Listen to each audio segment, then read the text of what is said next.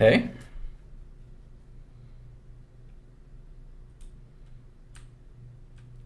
Looks like 2015 is when they were founded. Sounds right.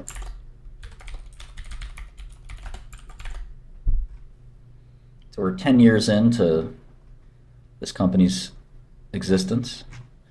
We can skip the risk factors. We know what it says. Everything's going to go to shit. Oh, I forgot. Another key company here is Amazon.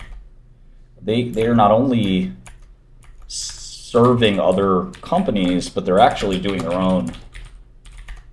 own stuff too. Thanks, Sardine. I think I'm good on the university login, but I appreciate that.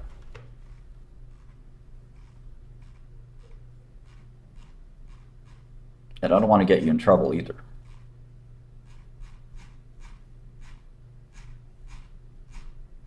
Fuck around and lose your PhD because of Shkreli? Oh man. Did Kamoth do this SPAC, by the way? Was this a Kamoth SPAC? I don't even know. I don't think so. Oh yeah, Microsoft is doing quantum too. That is true. Honeywell. Don't forget Honeywell.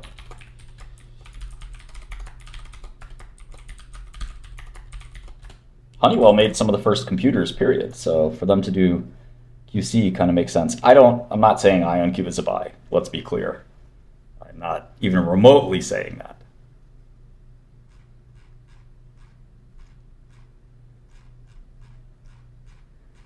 It just makes sense to check in on quantum computing once a year, at the very least. There's a lot of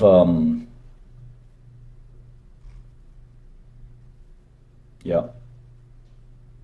Honeywell's the real deal.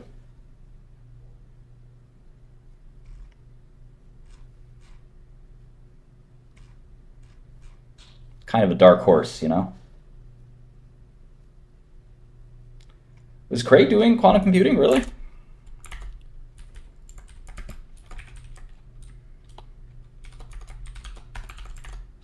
We'll take a look. We're going to read some patents and stuff like that when we get a chance to.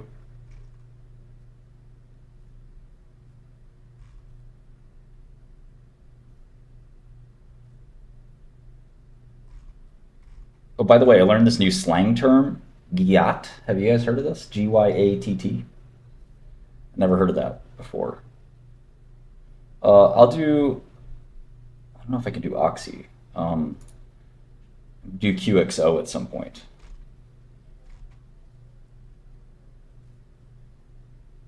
Insta girls use that. What does it mean? Just butt, basically. Buttocks.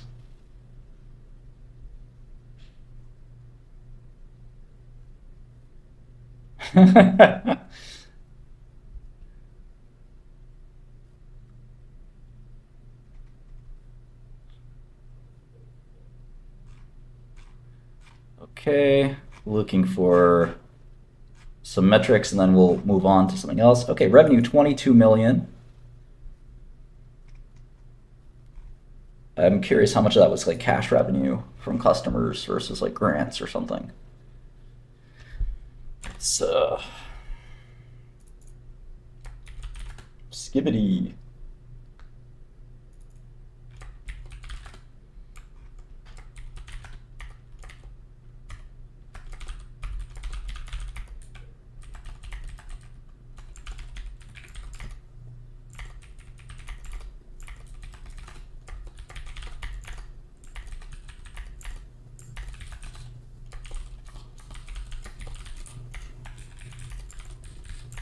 These numbers don't mean too much, so we're not going to dwell on them, but we might as well toss them in here.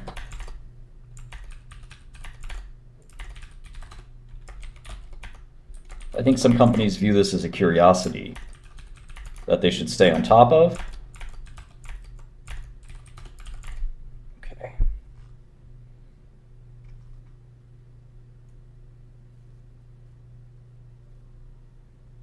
So yeah, it looks like some revenue from contracts.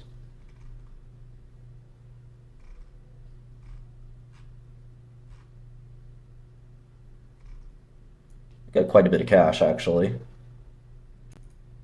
So they should be able to survive a bit.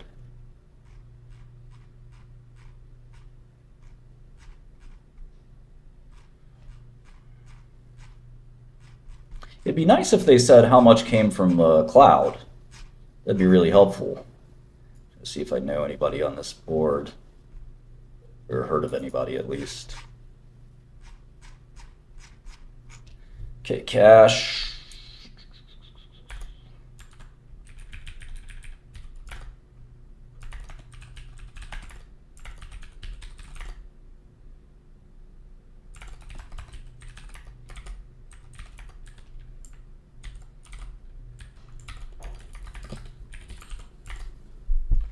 Any debt? No debt.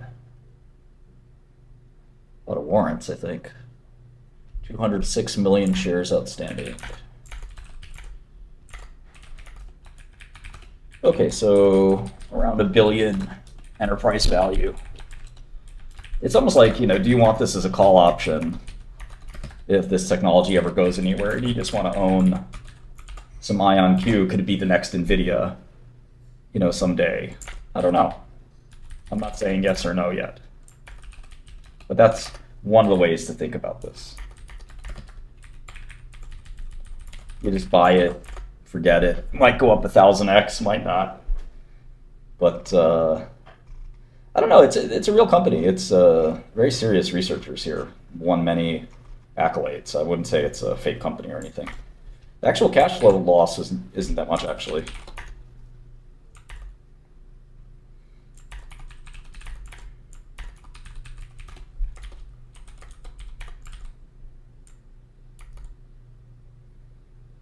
Yeah. The most interesting one was what 3DFX that Nvidia bought out of bankruptcy.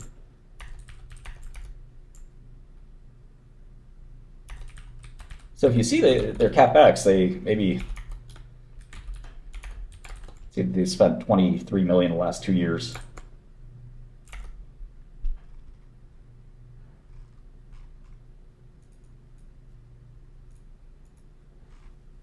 Okay, so what I'd like to do now that we've sort of done looking at this is go to their website. The future is quantum. Their customers and partners, Hyundai, Nvidia, Airbus.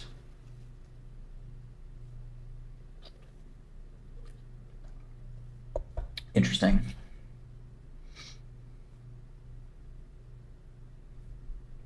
So it looks like they have the Aria with 25 qubits. Interesting. You want to try it?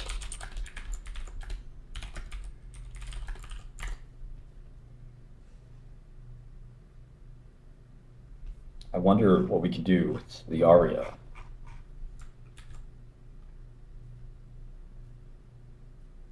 The Harmony and the Forte. Oh wow, look at this. Is this out?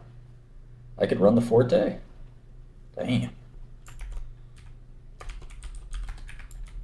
36 qubits. Not bad. No free trial. No, I don't think so. Limited number of researchers and customers will have access to Forte. I need that. Imagine hacking into it. It's like a room. Forte Enterprise. And there's something called Tempo.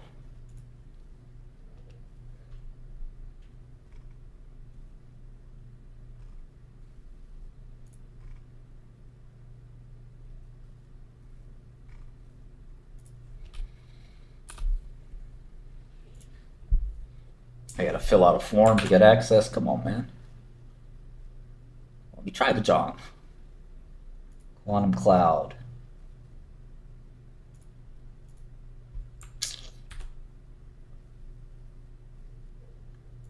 I'll have to jump into AWS in a second.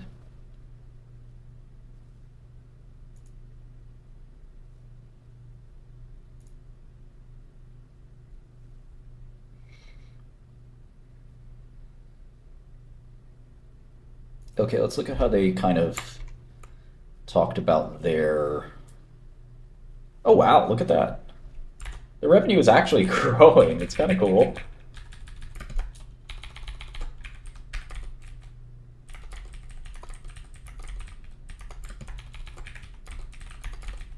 When I see a good stock, that's like looking at a nice big juicy get. Did I say that correctly?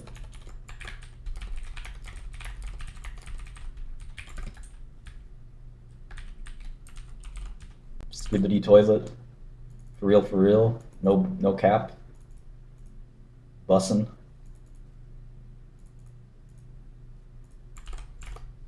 All right. So 11.4 in revs. That means they're on track, or if that was linearized, that they'd be doubling revenue every year. That's kind of sick.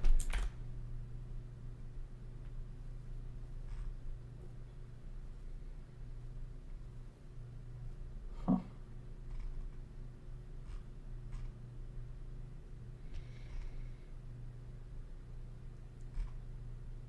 They're saying revenue will be 38 to 42. So you're talking about doubling revenue every year since they existed so far.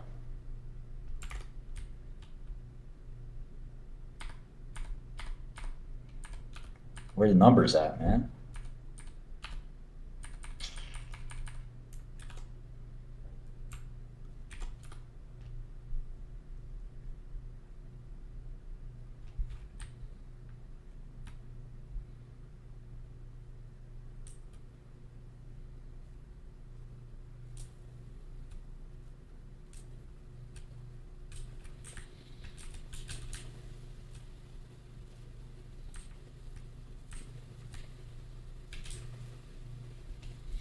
Okay, I see something called Clifford Gates, which I actually don't know what that is, unfortunately. It's been a while. Q sharp, just like C sharp. Clifford error reduction, I see.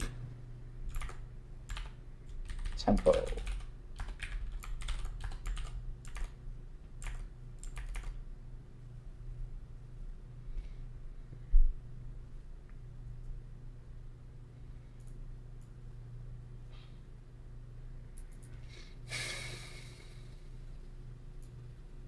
Their goal is 100 qubits by the end of next year.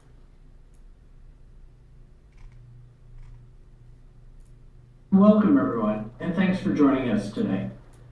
Nikhil, can you next slide for me? Okay, so I'm not going to read this slide. However, before making investing decisions in Ionq, I do encourage you to read it in its entirety first.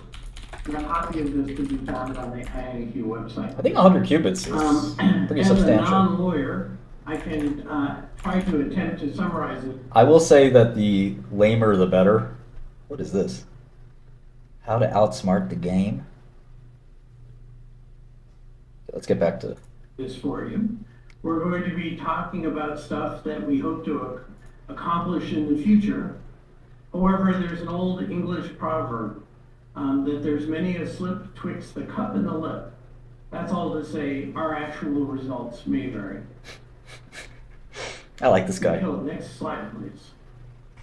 You might have seen this slide before. It's our mission statement. We often, in many of our presentations, put it at the very beginning. I thought I'd just talk about a bit about where are we on this road to this mission statement. When I joined Ionq some 5 years ago, I asked the question, what is quantum good for? And I got an intriguing answer. We don't know yet, but we know it'll give you a superpower, but we don't know which one. But who doesn't want a superpower? Well, 5 years later, I think we're homing in on exactly what those superpowers are. And I thought I'd just talk a little bit about some of them. One is certainly chemistry applications. Okay, so I'm in the Amazon bracket. So let's see. There's Aria 2 is available. Let's see. Let's click devices. Isn't this cool? These are individual computers that are available. Like literally, the Harmony is offline. The Aria 1 is offline. Come on, guys. The Aria 2 is offline. Is that neat? Wait till you see the prices.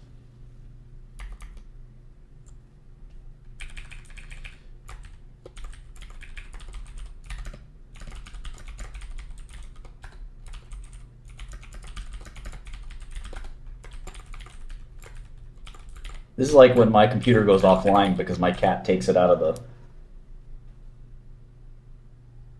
takes the power out. These are simulators. Well, that's disappointing. I guess I can use this thing. It's an 84 qubit computer from Rigetti, but looks like I'm not able to use these. These are only 25 qubits anyway.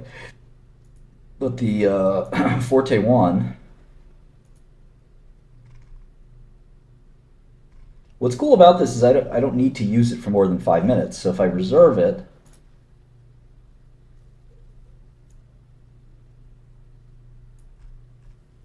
discuss next steps and a prep session. Sweet. So I'm guessing this is some kind of Jupyter notebook.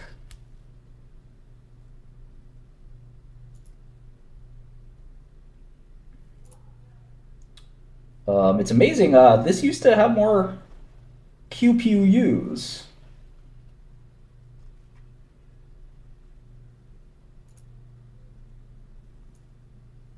Look at this thing, 256 qubit analog neural atom based QPU, Aquila.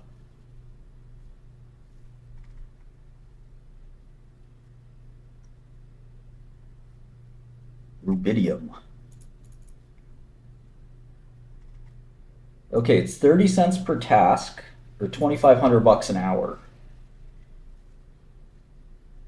You know, I paid more for the Lil Wayne concert, so we're not looking at Q era right now though. But it's a shame that I can't actually get the Rigetti or I'm sorry, the Ionq computer, not even the Harmony. I don't know if it's offline for maintenance or I don't think it's a real 256. It's 256 logical, not 256 arithmetic. Show retired devices. Oh, we retired that. They retired all the D-Wave. The Aspen 8, 9, 10, and 11 were retired. The Xanadu got retired. And let's see about the Ionq. None of those are retired, I guess, but the Forte is reservation only.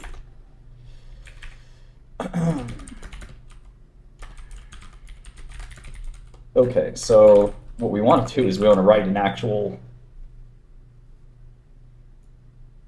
something we want to actually do, like factoring or something like that. But I just wanted to show you that you could actually get these. But unfortunately, if we can't get the Ionq, I wonder if we can get on Azure. What do you think?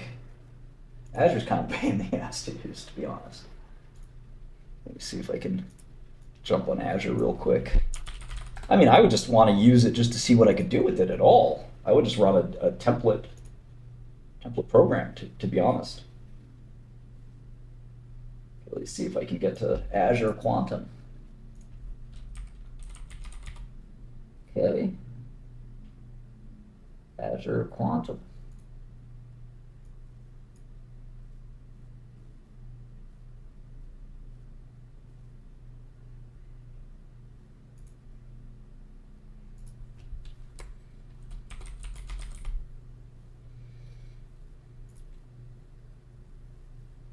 Because the problem with Azure is like there's all this workspace configuration BS. It's good for companies that have like 50,000 employees. All right, so let's see. Pricing free, sweet.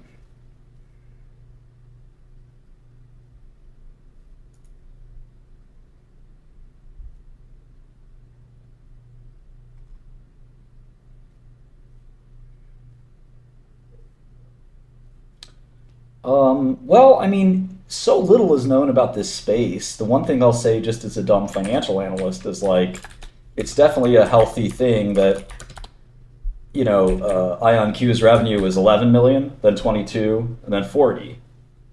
That's not bad. It's a good. It's a good. It's a pretty good trajectory. Whether that'll continue or not, I don't know. But that's not bad. Okay, preparing.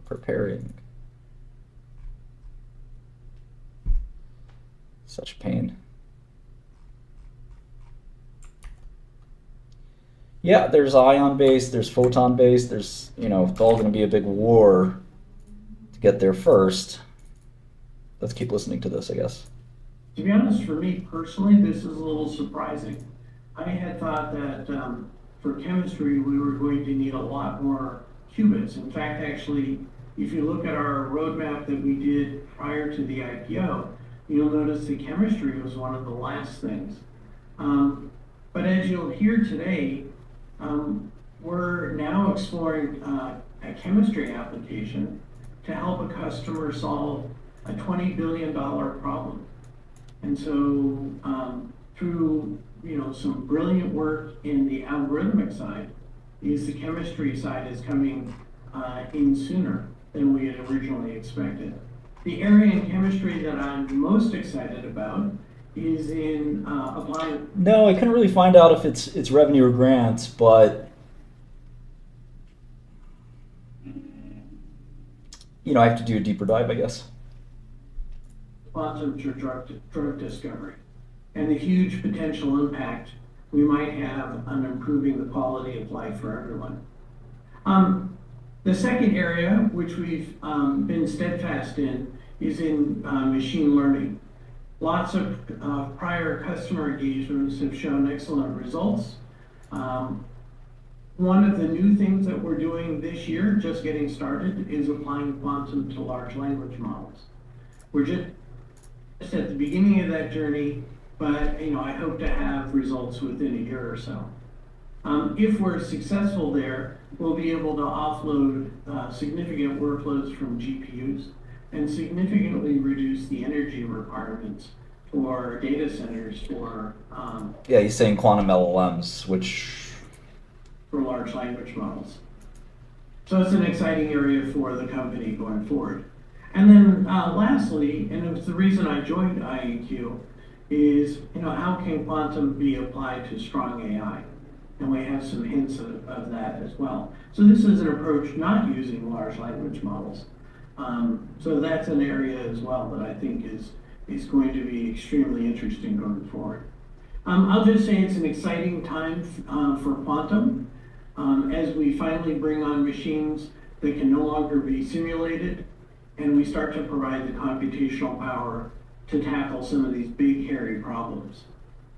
So we look forward to you joining us in that journey in the next 18 to 24 months as these machines start to come online. Nikhil, would you mind, next slide, please. So this is just some of our select customers. I just wanted to thank all of our customers and partners for their support. Simply put, Ionq would not be successful without you. Customers are demanding constantly. I like how he got 100 XP for Microsoft Azure. Pushing us to better serve their needs, and as a result, making Ionq and our company better. So as sincere. Probably sounds closer to the Intel founders than the Microsoft founders. Remember, this is a hardware company, not a software company. Thank you to every customer. I heard another quantum CEO recently say they don't have any sales because they don't have better machines. So following that logic, we must have great machines. Today's talk is about technology, so I won't veer too much into sales. But Ionq is quickly approaching $100 million in annual bookings. Dang. And I can report today that we expect this to be an excellent year. A huge thanks to Rima and her sales team. And for those who tend to read too much into these things, I'm not updating our bookings guidance here. We do that during earnings calls. Next slide, please. Bullish. The thrust of today's talk is about what it takes to make a commercially viable quantum computer. And so the first pillar or leg is performance. In particular, 2-qubit native gate fidelities. Fidelity. I never heard of this guy, and apparently he was a huge boss, and usually bosses know bosses, so I feel embarrassed that I never got into this guy's life. Yuri Manin, or Manin, by Offenton Geometry.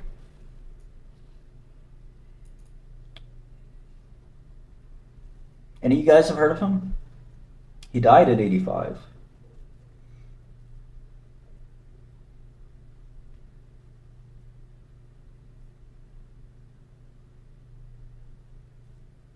Apparently, the Manin matrix, non-commutative, or not necessarily commutative matrices, the Manin conjecture, rational points, distribution of rational points. Curious what this is. This looks like an alien, huh?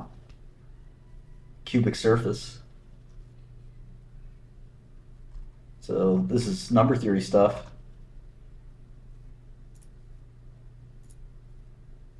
Spider-Man matrix. More matrices. This guy's a great mathematician.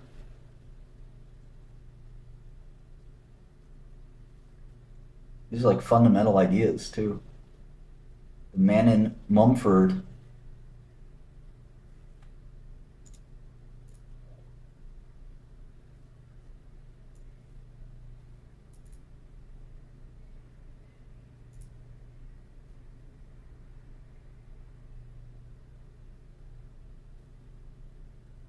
Sounds like this guy did some pretty formative stuff.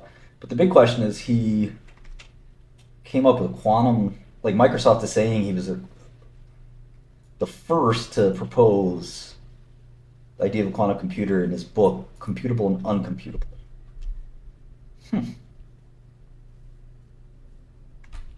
I should probably read that.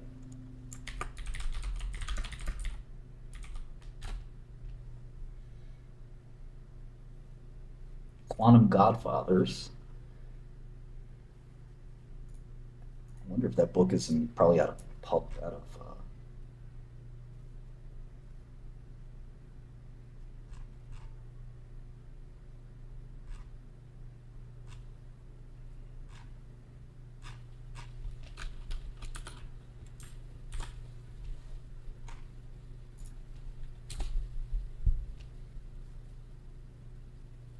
Oh, it was in Russian.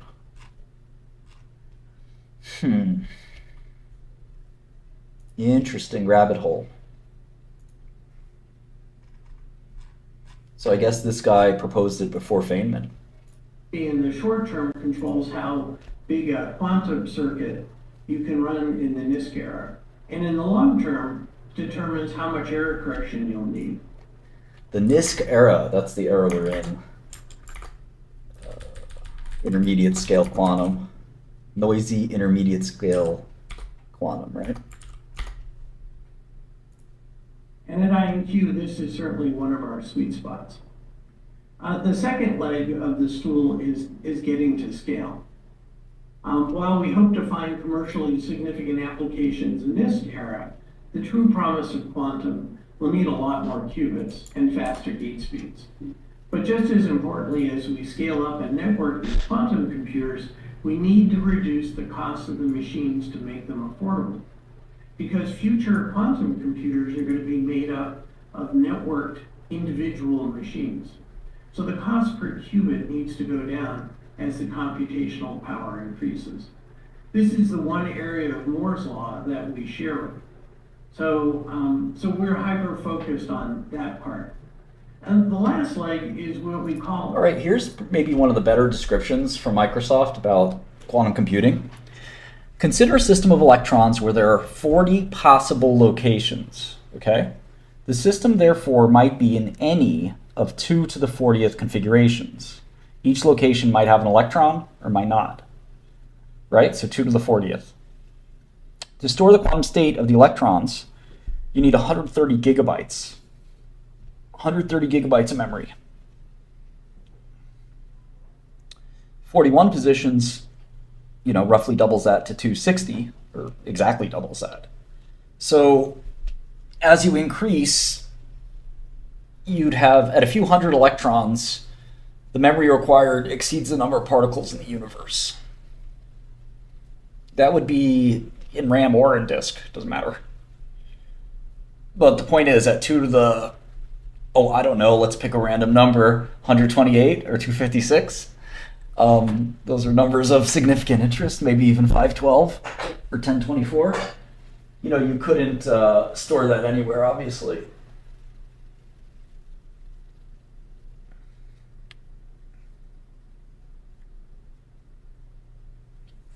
How do we turn this difficulty into opportunity? If quantum dynamics are so hard to simulate, what if we build a hardware that had quantum effects as its fundamental operation? Could we simulate quantum systems using a machine that exploits exactly the same laws of physics?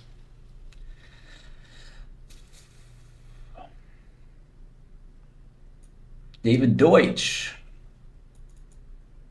Somebody, if you haven't read any of David Deutsch's work, I highly recommend it.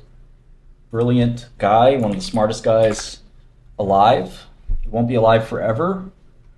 So if you get a chance to meet him, I would strongly suggest it. He's a British guy. Really, really brilliant dude. He's on Twitter, believe it or not. He doesn't talk too much on Twitter, but he's a real Twitter guy, and he's a serious scientist. But he also writes some pop books. A couple of books like this, The Beginning of Infinity.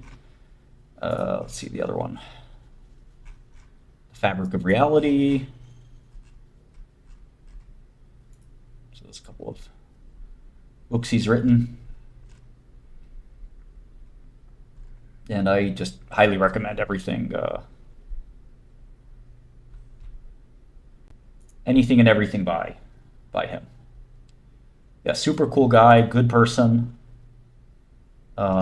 Interesting, he writes here, some thinkers I admire. Popper is like the scientific philosophy guy. Faraday, Godwin, Macaulay, and Feynman. 2 books aimed at the general reader. Really brilliant guy. If you'd ask me, would I rather be David Deutsch? Not that I'd want to be anyone else but me. David Deutsch, or I don't know, some really rich guy. Pick your guy. Like a money guy. I don't know, Michael Bloomberg or Steve Cohen or someone like that. I'd rather be David Deutsch. But we don't get to choose who we get to become in life, do we? I'm not as smart as him. Enterprise grade. And I think Elon's a much better businessman than a scientist. I don't think he's a bad scientist, but I think he's a much better businessman. And to me, that makes him a money guy. He's more of an engineer than a scientist as well. So he's definitely like a hybrid, but he's still a money guy. I don't think Elon could ever sit there and come up with theorems or books. He's much more interested in engineering. And he also happens to be the richest guy in the world, so that kind of has to make him a money guy in some ways. we have, to be honest, a little bit of a trouble trying to label this one because it encompasses so much. You could think of it as product maturity, or for that matter, product at all.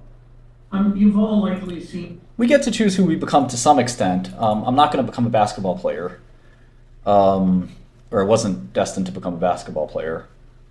And a person with trisomy 21 isn't destined to become a quantum physicist. So we get some choice, but we don't get all the choice, do we? Seen early pictures of Ionq. It was one of the first computers. It was big and bulky. It was not a product, but it was a lab experiment. It was not this. Yeah, I don't know. If you don't know the field, is meeting the guy worth it? Well, I don't know. Having coffee and just asking basic questions could be fun. Designed to be mass produced. It's one thing to do a lab experiment and write a paper, but it's something entirely different to produce a mass-produced product. The reality is for quantum to meet its promise. Okay, in '85, David Deutsch showed that a QC could effectively simulate the behavior of any physical system. This discovery is the first indication that QCs could be used to solve problems that are intractable on classical computers. And then we're going to get to Shor, which is a big deal. Is this a real live stream? All three of these legs are required. To over-index on one leg means that you have a one-legged stool, which isn't worth much. Quantum is all about the architectural choices and navigating the compromises. In quantum, you can optimize one parameter, but often at the expense of another. So it's all about the final solution as a whole, and that's what we're hyper-focused on. All right, so we're going to get to maybe the most important part of quantum computing, which is Peter Shor. And he looks like what you'd expect, right? MIT guy. Should I meet him? I should probably head over to MIT. And you can even read his lecture notes and maybe even take the course. This guy, Umesh, is also a really big deal in the space. I would read Umesh.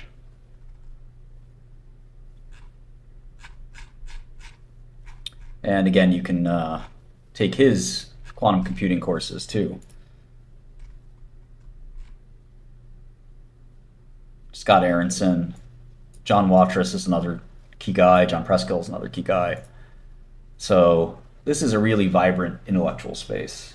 I mean, this is, right now, if you're somebody really brilliant, this is one of the few things you could study, quantum computing, quantum complexity, that really is at the forefront of intellectual magnificence. AI is up there too. So who is Peter Shor and why does he matter? Maybe watch a video about it. I think that would work a little better or faster than me explaining it.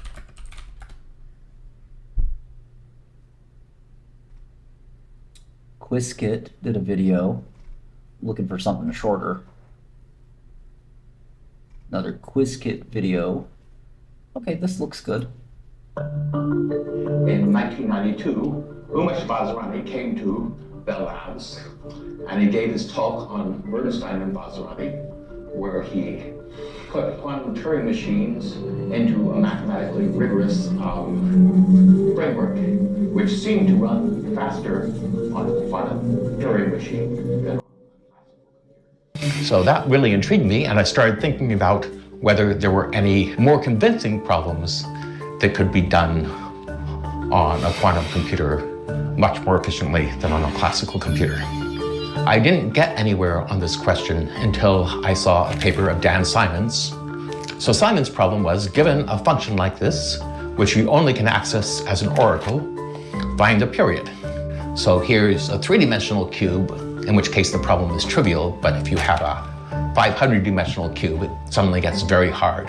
So a similar thing holds for factoring. If you can factor large numbers rapidly, you can break the RSA cryptosystem. I knew that the Fourier transform was very important for finding periods, so I figured out how to take the Fourier transform on a quantum computer over exponentially large period, and then I figured out how to apply it to get discrete log. And there's a very embarrassing thing here, which is that I had seen Simon's paper when I was on the program committee. We rejected Simon's paper from the conference. And then before it actually appeared, I realized I could use the idea. So I called Simon and got him to send my paper, and so I would have a legitimate copy, and then I went and wrote my paper. And Simon said that he never would have figured this out, so he didn't really mind that. Once I'd solved the discrete log problem, I gave a talk about it at Bell Labs, which has a very active audience. The speaker gets constantly pelted by questions, and there have been at least one or two occasions when people have never been able to get through more than the first 2 or 3 of their transparencies. Actually, it went very well. And then I went back to work and I managed to solve the factoring problem a few days later. So 5 days after my talk, I got a call from Umesh Vazirani saying, "I hear you can factor on a quantum computer. Tell me how it works." I told him that how to factor large numbers on a quantum computer. The rumor mill must have spread the result very rapidly. And second, if you know the old children's game of telephone, one person whispers something to the next, who whispers something to the next, who whispers something to the next, and it's completely changed by the time it gets around to the first person. Well, I had told everyone I solved discrete log, and I don't think I told anyone other than maybe 1 or 2 people that I'd been able to solve factoring as well, but somehow the rumor changed discrete log to factoring. But the first time I talked about that with anybody was Charlie Bennett. There was a Columbia Theory Day, which was held twice a year in New York City, and there was one in late April, and Charlie Bennett and John Smolin and I arranged to get together at the Theory Day, and I could talk about the factoring algorithm to him, and then he explained some interesting things about quantum puzzles and quantum information to me. Then next thing was I gave a conference at the Cornell Algorithmic Number Theory Symposium, which I think was the first of an annual conference. And so I flew up and gave my talk, and there was someone from the NSA there who came up and asked me questions about it afterwards. You know, I was deluged by requests for my paper. I got interviewed by a bunch of magazines, and both Simon's paper and my paper got accepted to Fox, and I presented the result there.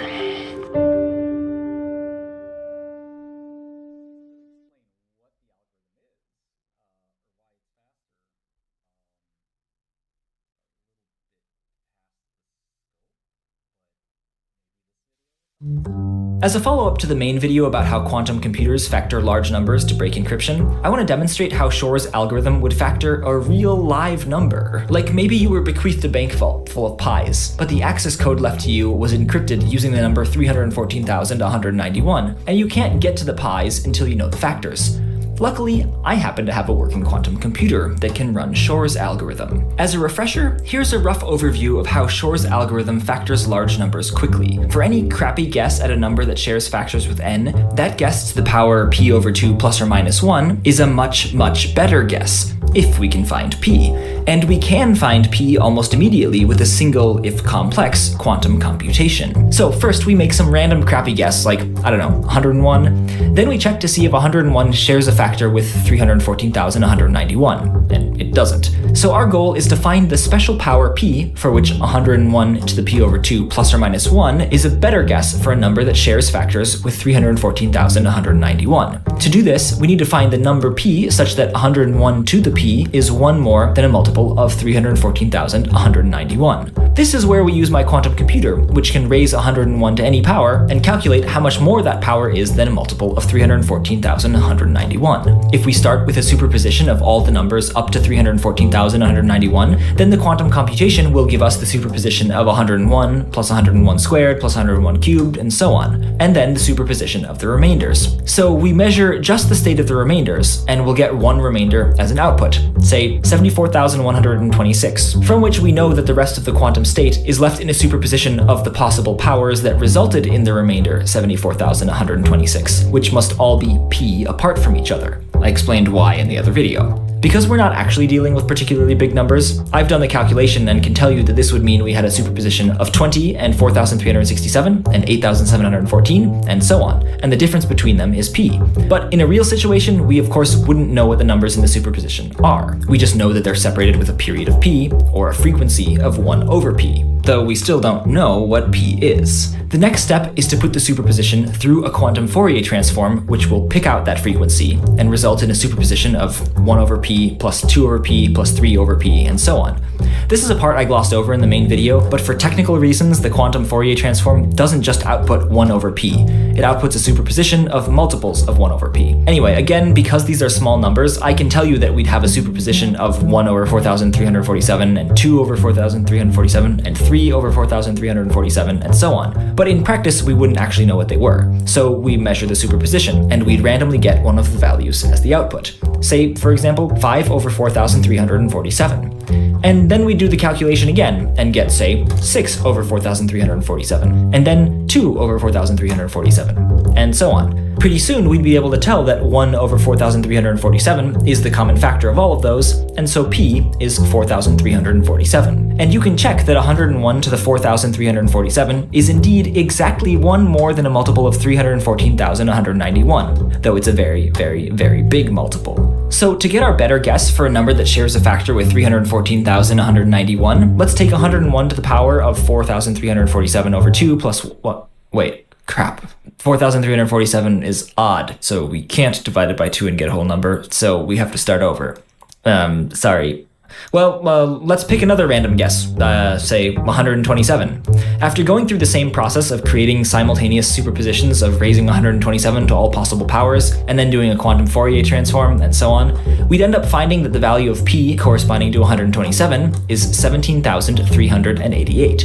And so raising 127 to p over 2 gives 127 to the 8,694, plus or minus 1, for our new and improved guess of a number that shares factors with 314,191. Using Euclid's algorithm on 314,191 with 127 to the 8,694 plus 1 gives a common factor of 829, and using it on 314,191 with 127 to the 8,694 minus 1 gives a common factor of 379. And 829 times 379 does indeed give us 314,191. So now we can break the encryption, and you can have your pie. If you want to make sure your digital life is more secure than the bank vault in this video, then I highly recommend using a password